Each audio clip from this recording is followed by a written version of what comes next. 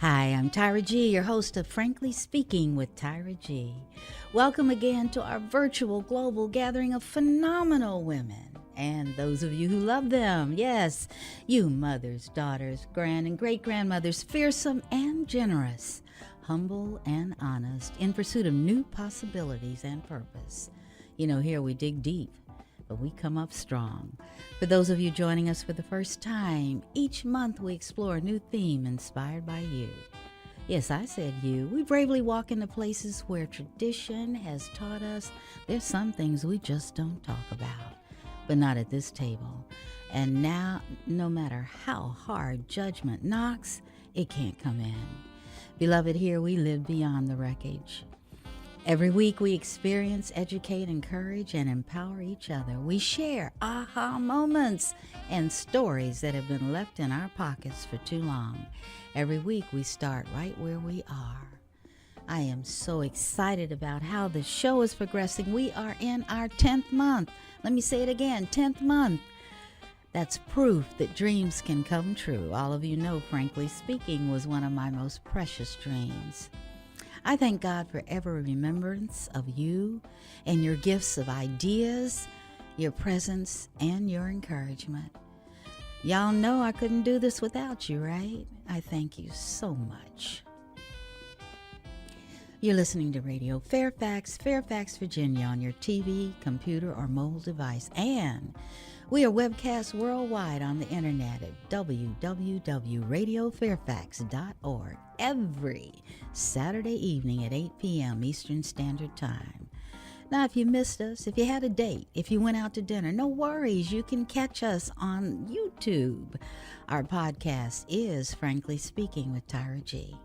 And if you feel like connecting with me offline, y'all know how much I like that. It's easy. It is Tyra at TyraGarlington.com. Thank you so much for tuning in. And thank you, Courtney Nero, for composing and performing our Frankly Speaking theme song and for naming it I'm Listening.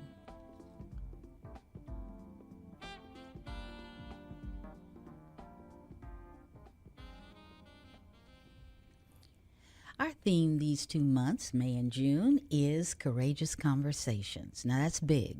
Big words, big ideas, and sometimes uncomfortable. For us to get a return on our investment these 2 months, we're going to have to invest something of ourselves. We're going to have to be authentic and vulnerable.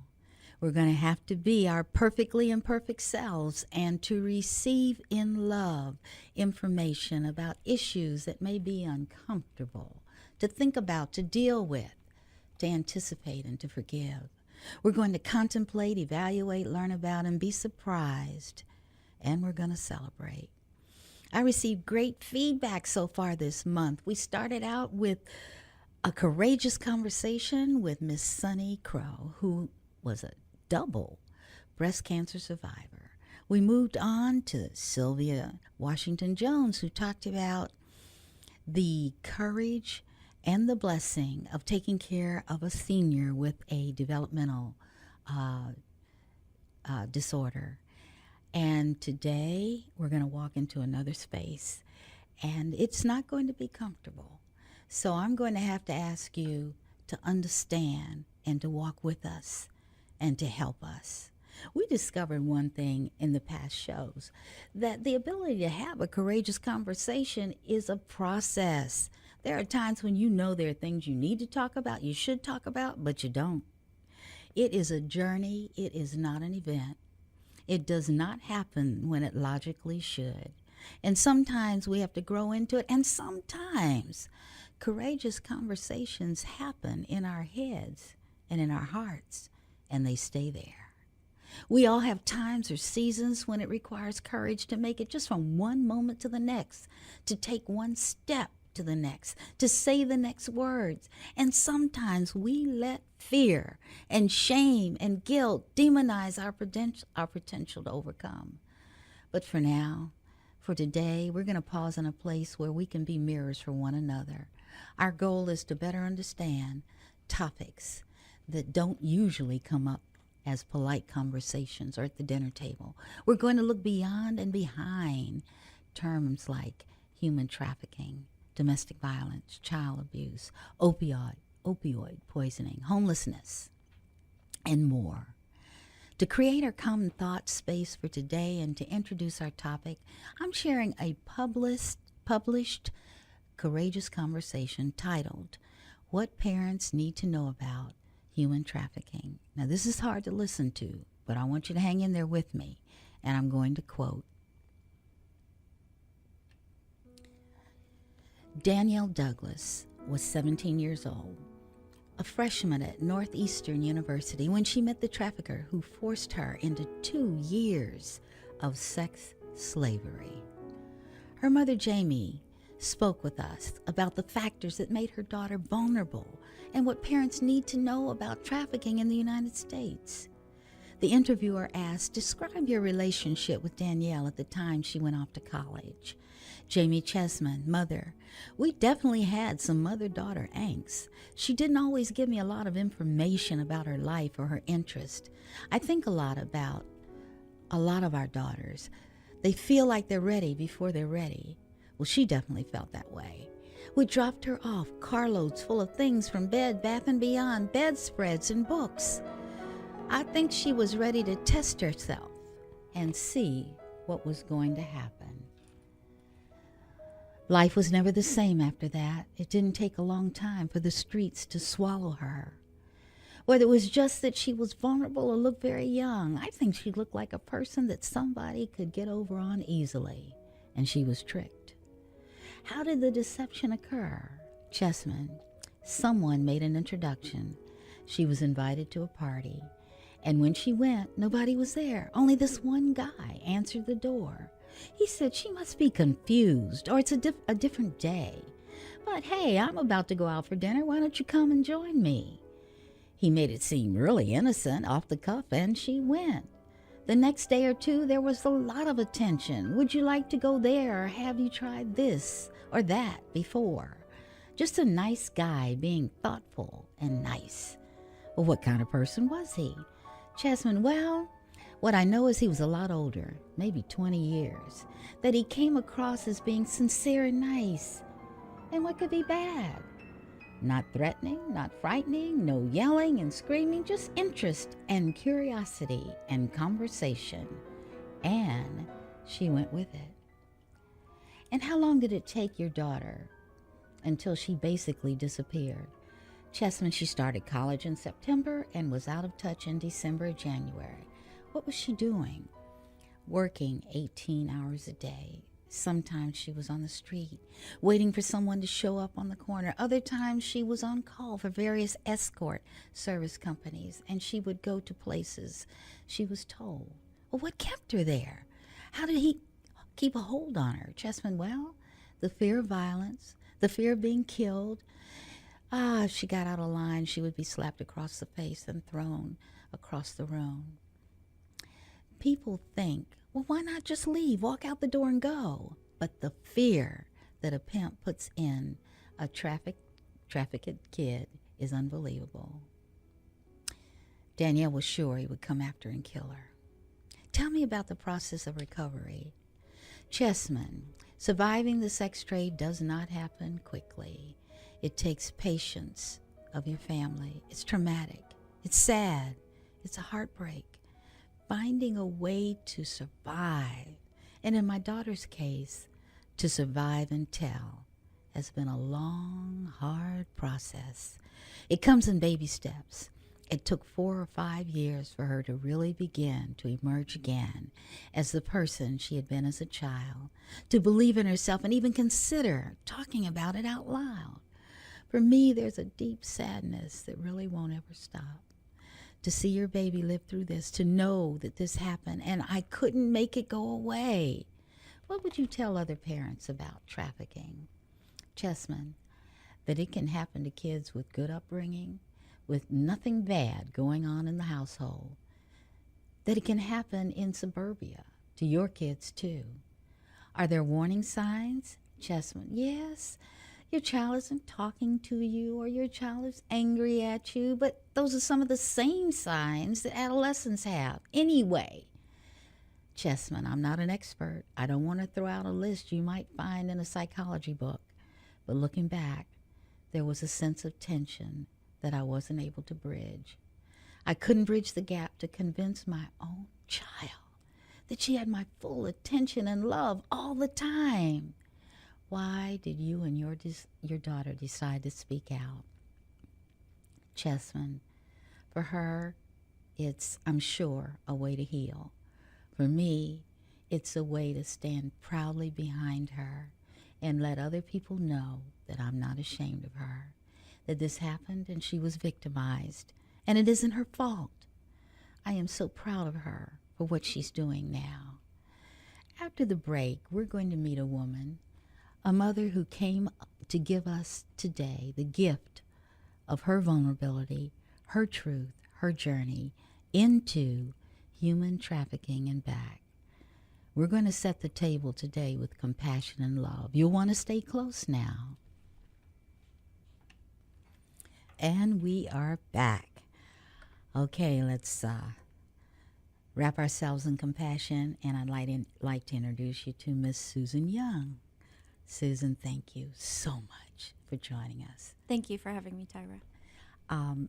Help my listening audience know who you are, how you got to be who you are as a mom, a wife, and whatever else you'd like for us to know.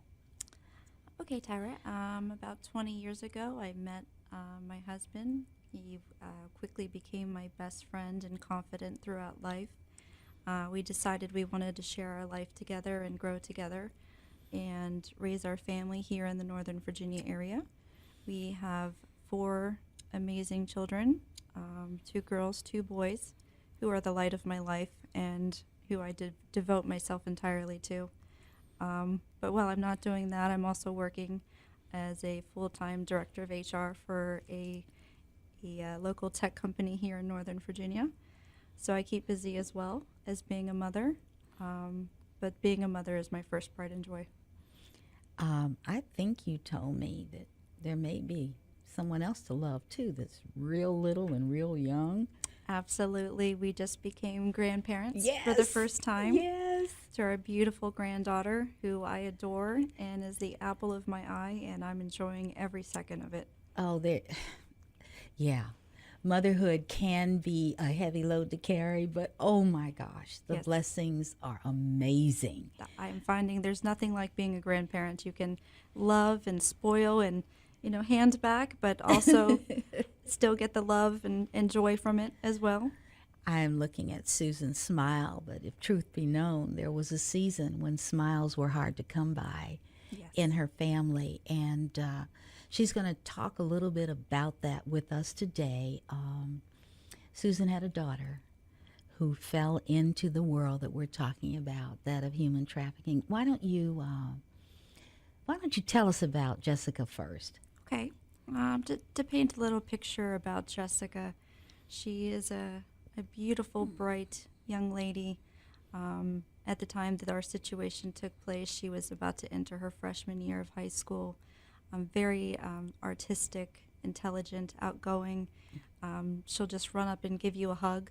She is the most lovable girl on the planet, and she will do anything for anyone. She is filled with compassion and joy and love for everyone she meets. Absolutely. And how did this beautiful, wonderful Jessica walk into a space that was so dark? I think to better understand the story, you'd have to know a little bit about our family. We are your typical family next door. Okay, we great. have 4 children. We both work, went to school, college, and we really just wanted to raise our family, have a good upbringing, focus around their education. We were sports. All of our children were involved in sports, so we really were your all-American average family, so to speak. Mm-hmm. One summer afternoon, our daughter went to a local movie theater with a group of friends to celebrate the last few days of summer vacation while they were about to embark on a new journey that was high school that they were very much excited about.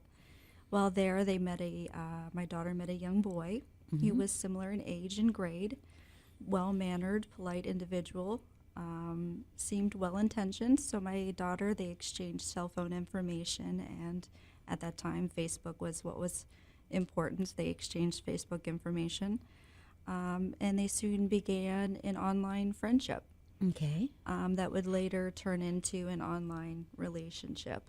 And as a parent, I thought, what was the harm in this? It was all online. I didn't see the dangers of, they weren't seeing each other physically after school or anything. It was just an online friendship. So I didn't see the warning signs and the danger in that. I think what you said bears underscoring in that what we know now about online Absolutely. predators, the dark side. Absolutely. Yeah, we were all excited initially. Hey, they're home and they're just sitting there with their phones and Yep. blah, blah, blah. And then we learned about a whole bunch of other stuff Yes. that was going on. And apparently that flipped for Jessica. It did, and my husband and I were very proactive with the situation. We had online accounts, passwords. We would check text messages. In our eyes, we were doing everything to protect and ensure her safety from online predators. Right. Unfortunately, this predator came as a friend, and instead of the innocent young boy he pretended to be, he in fact was an MS-13 gang member who was sent to lure and recruit young girls into the dark world of human trafficking. Okay, you're a parent and you're really not aware of how the seduction is occurring, but from your lens now, what did you see? Okay, the movies, the this, the that. Did you ever meet him? We did not meet him initially until a few months later. Okay. We noticed some changes in our daughter. We were always a very close, tight family, and she started to pull away. And she almost started to resent us, it felt like. She would get angry. She would start to lash out at her brothers. And her and I, we had always had a very close, almost like best friend, mother-daughter relationship. And I sensed a lot of tension and angst in there. And she started to pull away from our friendship. And at the time, we could not figure out why.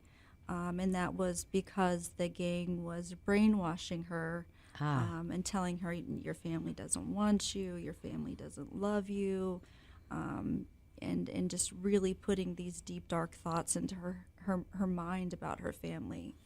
And she really started to believe them, unfortunately. And I'm thinking to myself, they were trying to displace your family with their family. Absolutely. MS-13 family. Yes. And they're good at this. Yes, they are. They are well trained at how this happens. Yes. Some of them go to school to learn how to psychologically seduce younger women. And at 15, our kids are impressionable. Absolutely. You know, and I can imagine at some point she was confused. She was. And I can imagine that was hard for you as I'm remembering. I can get to 15, Yes. right? Yes, and they played on her insecurities as a young woman, which I believe all young girls deal with at some point in their life. Am I too heavy? Am I too skinny? Yes. Am I pretty enough? Right. And they really played on her insecurities. And they really played on our family dynamic. You're not wanted, you're not loved. How could your parents ever want or love someone like you? And, even today, I wonder how she was able to believe that. Because our home was always filled with so much love and so much acceptance. And she had friends. She had did. cohorts before this happened. Yes. And so she was getting validation as, yes, I'm good, yes, I'm worthy, etc. But somehow there is something Yes. that they can find, that they Yes. can twist and open and make bigger and pour themselves into. Absolutely. Oh, my God. So okay, you and your husband, what are you doing? What kind of conversations are you having at night or during the day about Jessica's behavior? We're pulling our hair out, trying to figure out, how to fix resolve the situation. We discussed everything from therapy to military school to just whatever we could do to really reach her that, yes, we do love her. Yes, we do accept her. But she was not opening up and really discussing. And we could feel inside that there was something wrong, that she wanted to open up, but she couldn't. And we later learned that that was from the fear that they were putting inside of her. But I do believe a part of her really did just wanted to open up and explain to us what was going on, but purely out of fear, she And did you not. know, as I'm listening to you, she may not have been able to have the language This is very true. to describe what was happening to her. Yes. Because, you know, you got like a bunch of hormones that you're wearing every day. Yep. And I'm remembering how confused I got in the midst of all that love. Of course, my parents were threatening to take me out of there, and there was no Facebook, and they, you know, could keep their finger on me. But I'm just, wow. And there was really one incident that kind of sealed her into a dark place. And then that's the point where she lost her voice. And Okay. what had happened is they had taken her to a secluded part of school one day. It was on the back of school property. And there was 5 individuals, gang individuals. And they had assaulted her one by one and videotaped.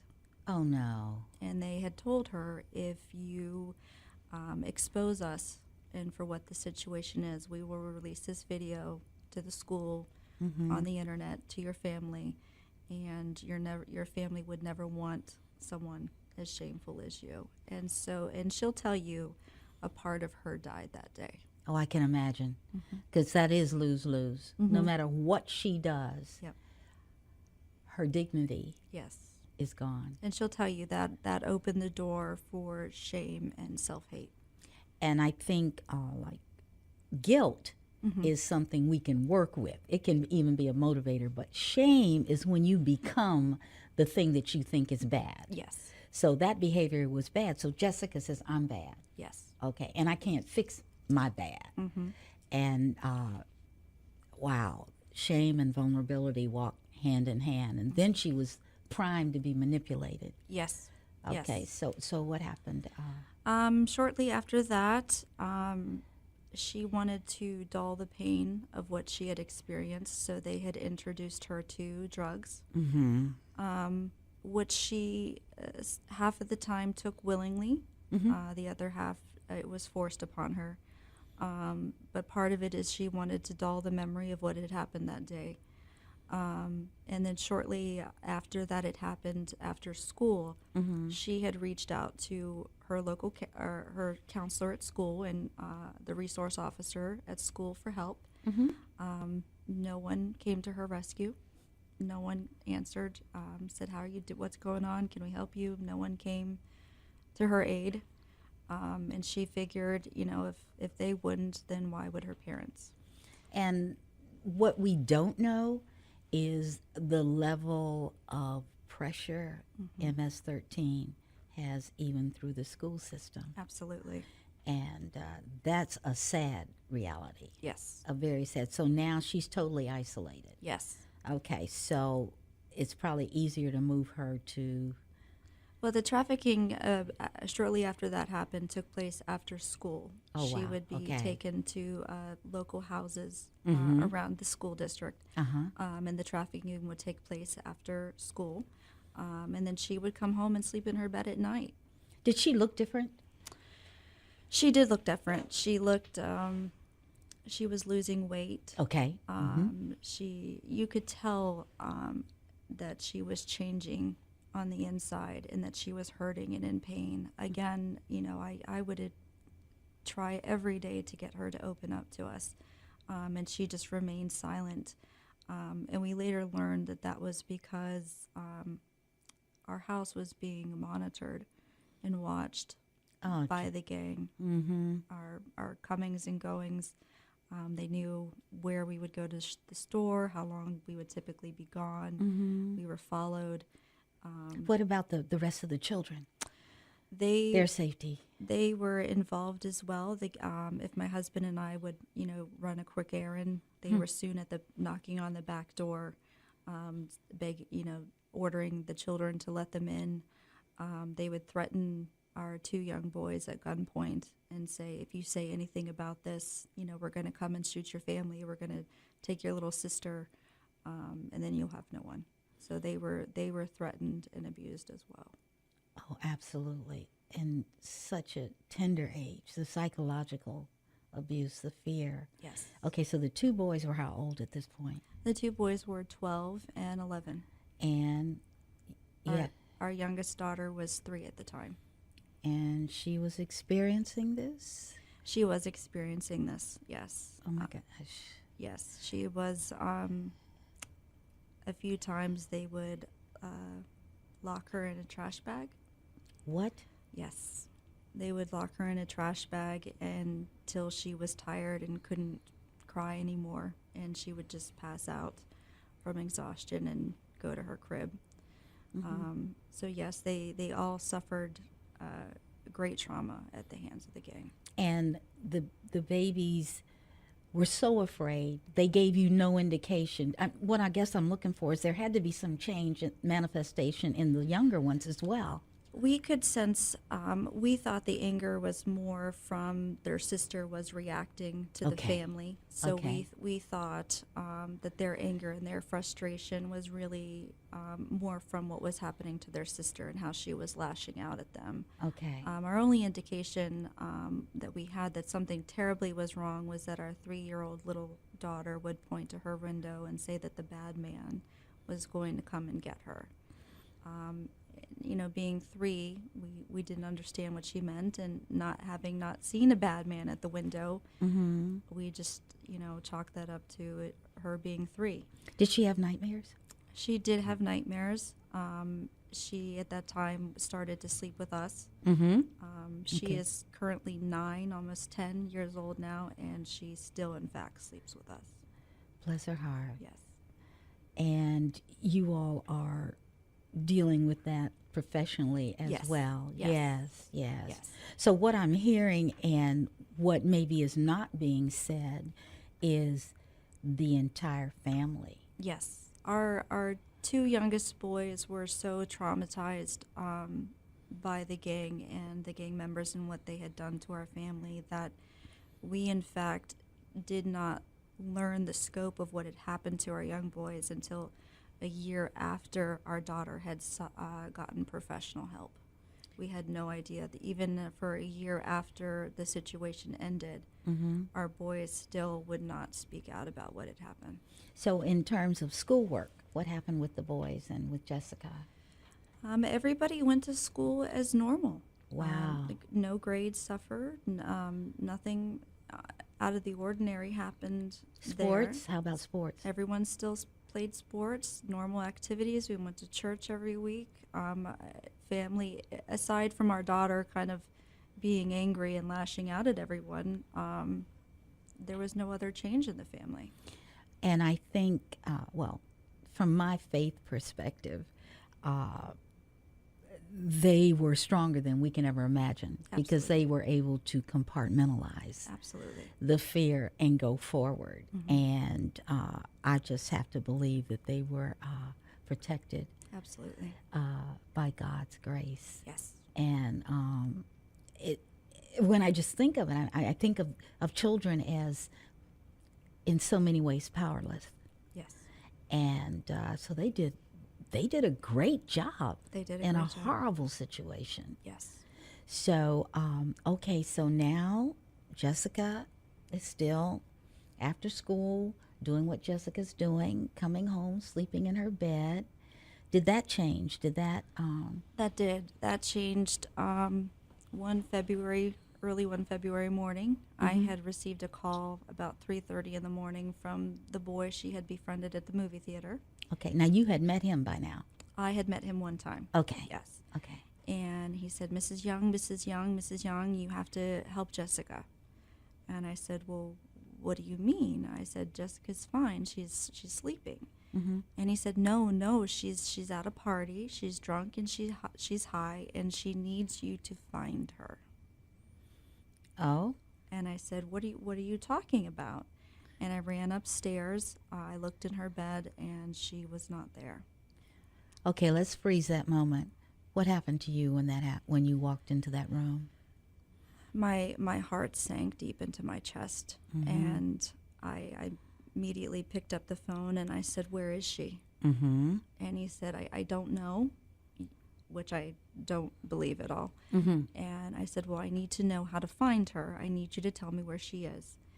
And he said, I don't know where she is. She just called me and said that she needed help. So I jump into action. I start calling her cell phone. I start trying to locate her cell phone.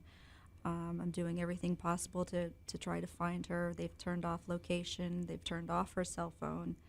And then he started to giving me some numbers to call, and of people that she was supposedly with. And no one responded at all. So immediately after that, I called the police and enlisted their help. And how was that? What kind of response did you get? The police came to our house. Let me interrupt you. Okay. Your husband knows by now. Yes. Okay. So I happen to be, even in my being at the end of the toilet paper roll, I'm still daddy's little girl. Yes. So what's your husband going through now? He at the moment is just trying to keep everything together for me. Okay. He's trying to stay strong for me. Okay. And he's slowly falling apart on the inside, but he knows he needs to remain strong for me in order to get me through. All right. We called the police, and they quickly knew who she was with, and they knew a slew about the situation that I did.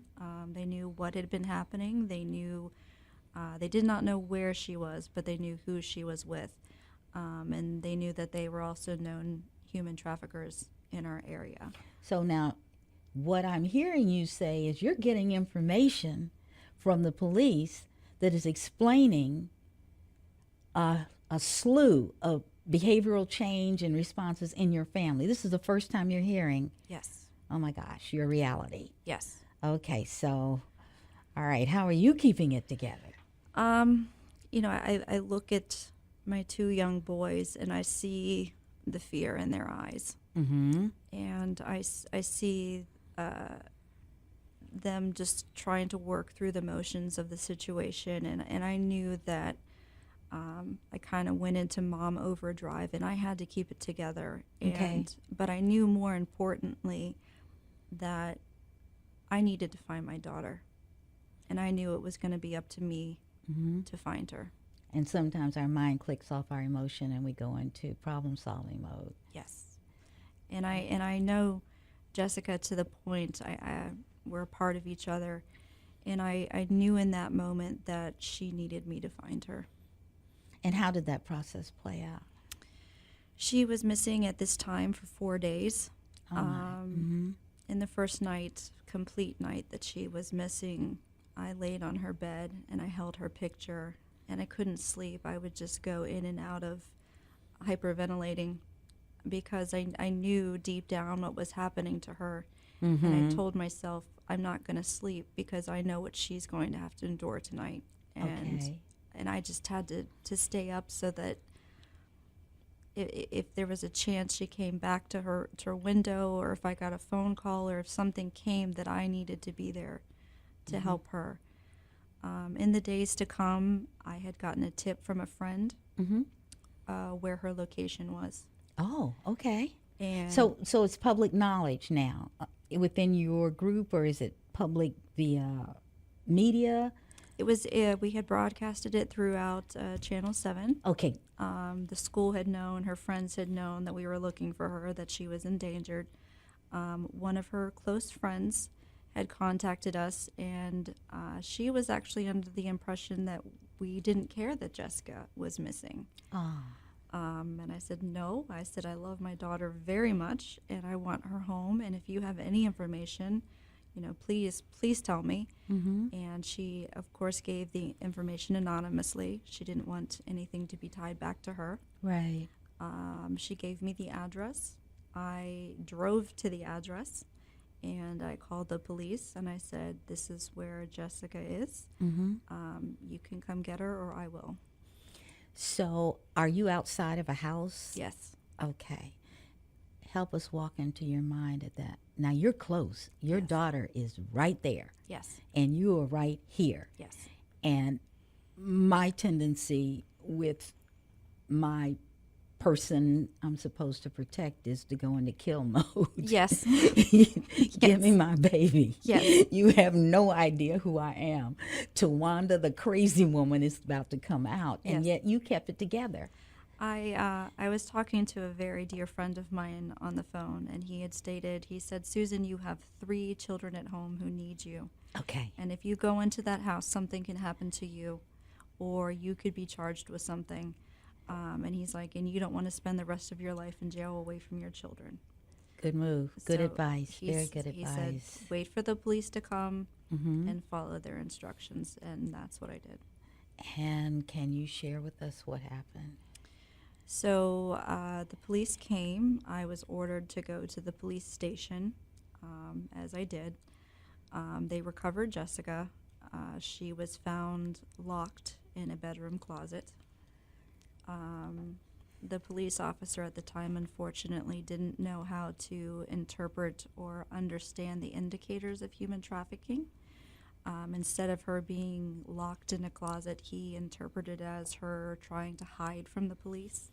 We're just getting training Yes, absolutely. for the police. Excuse me, professional training to help them understand Yes. how to make an absolutely. intervention, and we just praise God for that. But he Absolutely. didn't have that training. No, he didn't. And I understand that completely. That's it. It's just the nature of the situation. Right. Unfortunately, when she was brought back to the police station, they did not believe what she was saying. They did not believe her story. They believed that she was making it up, that she was lying. And I asked the head detective, I said, "Well, what am I supposed to do? How am I supposed to help my daughter?" Mm-hmm. And he said, "Well, she's just going to do it again anyways." He said, just, Okay, stop. Yes. Freeze frame. Okay. Mother is hearing her daughter being accused of a behavior Yes. that instead of being a victim, they're assuming this is just who her daughter is. Yes. And so let's go into let's visit your mind and your heart and your spirit at that moment. It took everything I had to remain calm. And he said, "We'll just send her back to school tomorrow like nothing happened." And I said, "Well, I'm not going to do that. She's not going back to that school. And I disagree with you, and I'm going to find any way to help her." And that's what we tried to do. Okay. Unfortunately, Now, where is she? She's fragile now. she So, is fragile. okay, so you're seeing her for the first time in the police station. Yes. And what is that reunion like at this point? Because she must know that you know now. She does. She's broken. She's lost about 12 pounds. She's a shadow of the person that I knew even 4 days ago. She's Okay. just a broken individual. I almost compare it to as like a broken bird. She's just broken completely, inside and out.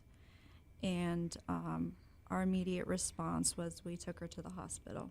Okay. You held her. I did. I held her. I loved And she her. she gave in to that. She did. Okay. She was emotional, happy to see us. Good, good. And I remember one of the first things I told her is I said, "I know you needed me to find you." And she's like, "You have no idea how much I needed you to find me." Yes. Yes, the beginning. Yes. The beginning. Those words. And So the hospital was next. the hospital was next. Unfortunately, out of fear, she would not allow any testing or anything to take place by the hospital. And since she was over the age of 14 and a half, she would not consent. Okay. Again, a lack of knowledge and education on the behalf of the hospital. And I implored the doctors and the nursing staff. I told them about the situation that we had just gone through, what she had just gone through, and I begged for their help. Unfortunately, red tape wouldn't allow that. Yes, yes, yes, yes. Red tape. The other word for that is bureaucracy, right? Yes, Okay. How you doing? You doing okay? I'm doing wonderful. Okay, good. Let's take the next step then. You take her home. I take her home. We bring her home. I take her to our local pediatrician, Mm-hmm. counselors, therapists. One therapist even accused her of lying again. So there, at that time, 6 years ago, human trafficking was just a blip on the radar. Yes, it was. Yes, There it was was. not much information, where to go, who to help you. Mm-hmm. So we didn't have a lot of options. We didn't have a lot of resources available to us. And I felt very lost and very frustrated that out of all that we have here in the United States, that I couldn't get my daughter help for the situation that I know that she had just been through. And what I know you know the person I interviewed 3 weeks ago, former policeman Mr. Beowulf, Yes. who has taken this on as a passion, Yes. actually starting a nonprofit. But we talked a bit about steps taken with institutionalizing understanding of what this is. And what I have been thinking about a lot in this whole space is police, healthcare, allied health, etc.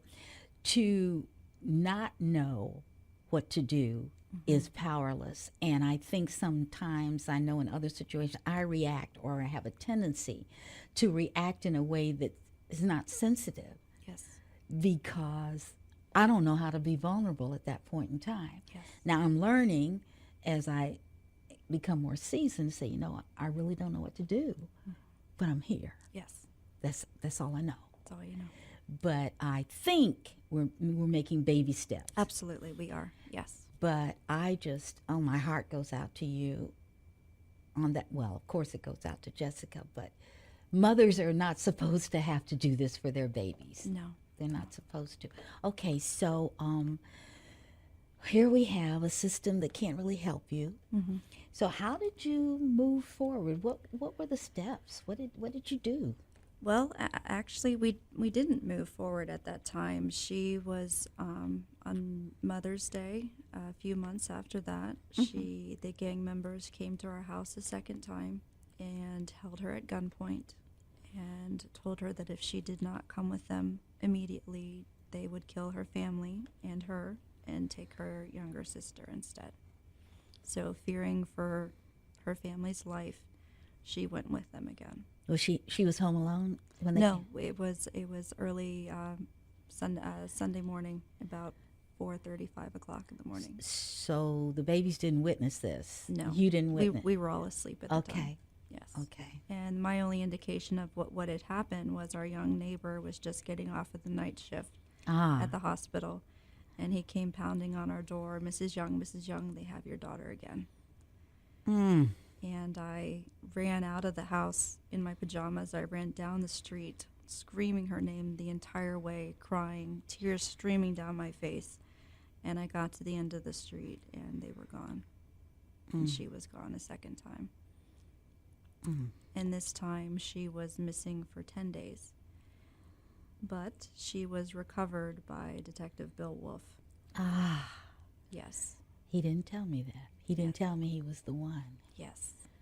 She was being sold to an out-of-state gang member for $2,000, and he intercepted the transaction, and she was brought home again.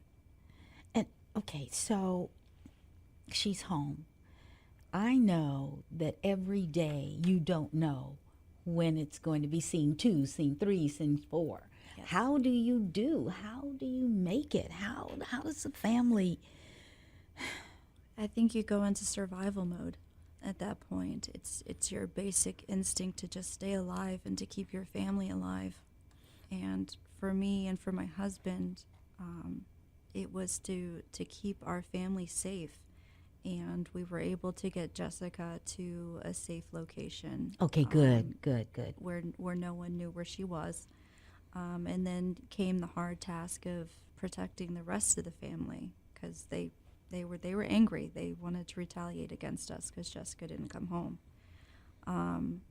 So we relocated. We moved our family to a safe location. Okay. And then became the hard part of healing the family. Yes. Healing. Oh my gosh. Healing.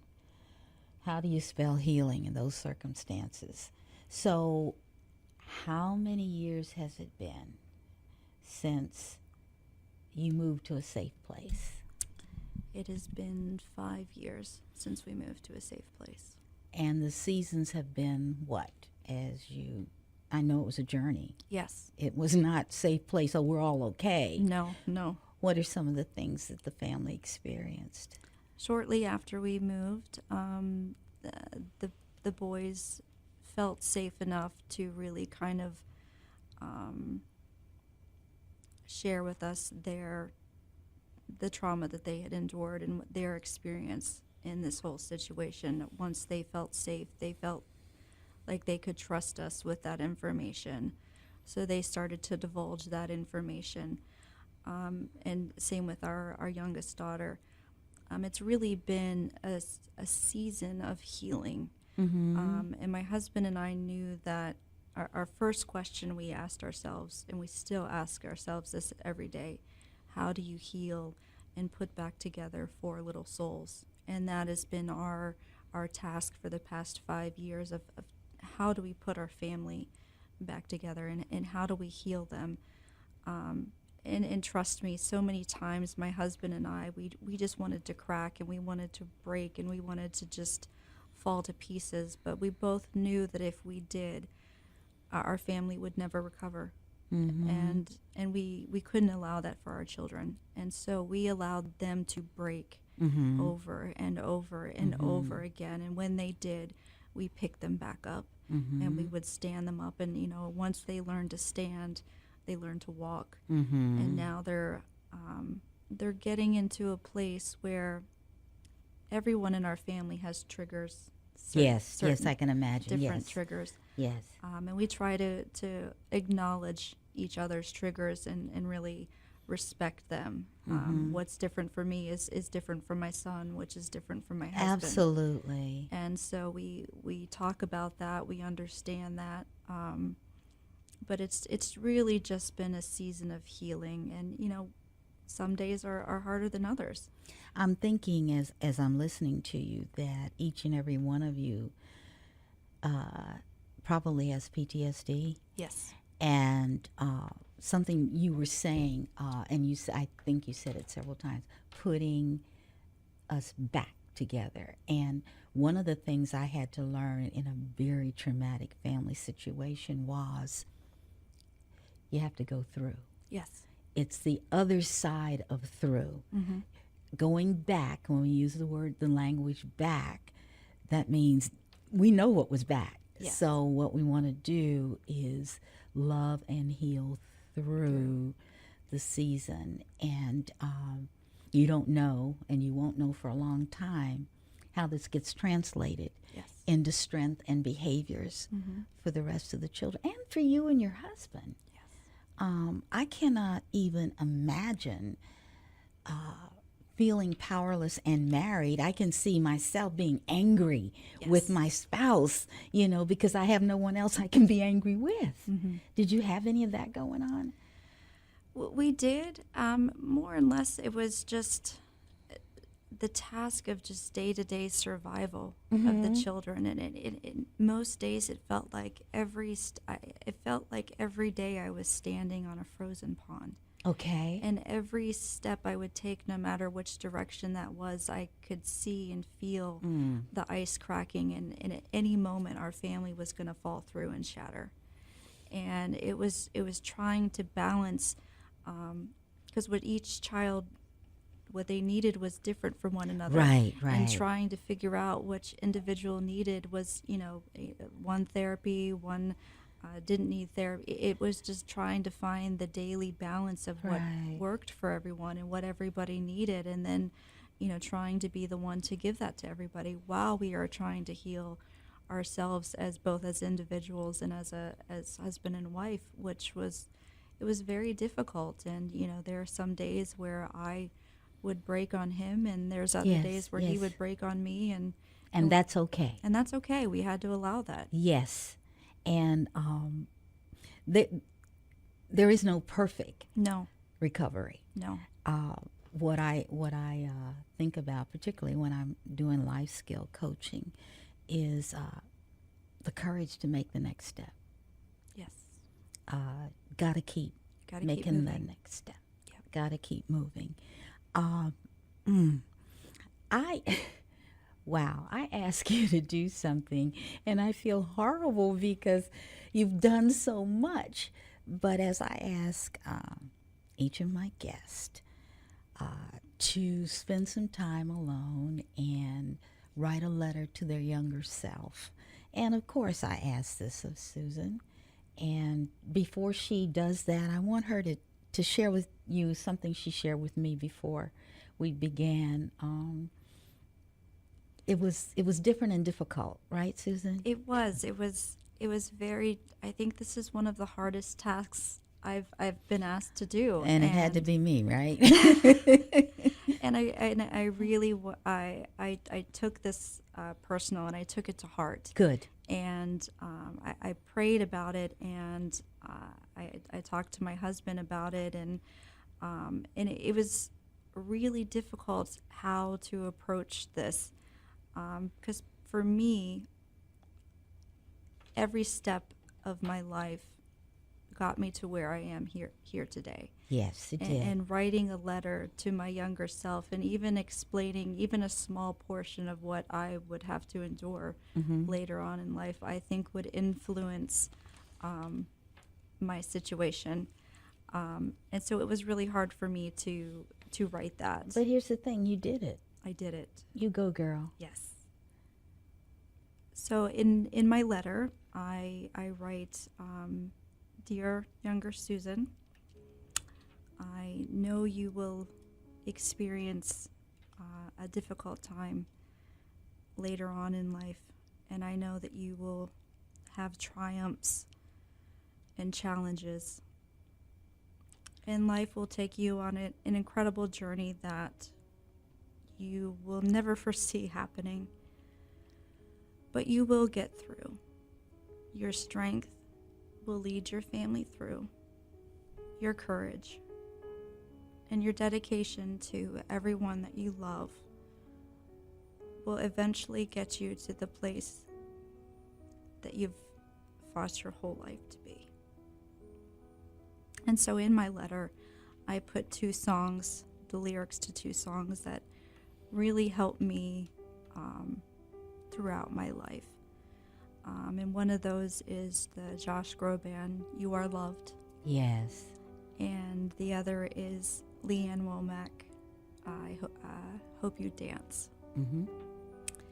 And there are times, even throughout this situation, where just knowing that I was loved got me through. And that sometimes you just have to dance to get through life. Well, guess what? I'm sitting here and my heart isn't smiling. It's reaching out across the table to this woman who has given us so much. And I'm so grateful. I told Susan before we started, if there's just one person locally, nationally, or internationally that heard her story, that has been enlightened and perhaps sees through a different lens and can make an intervention to help her child, Yes, then this has been worth it. it has. And Susan, thank you Thank you for having me, Tyra. so much. I'm going to let Mr. Beethoven take us home. You've been listening to Frankly Speaking with Tyra G on Radio Fairfax. Your seat is guaranteed. I look forward to next time. You take care. Know you're loved. Bye now.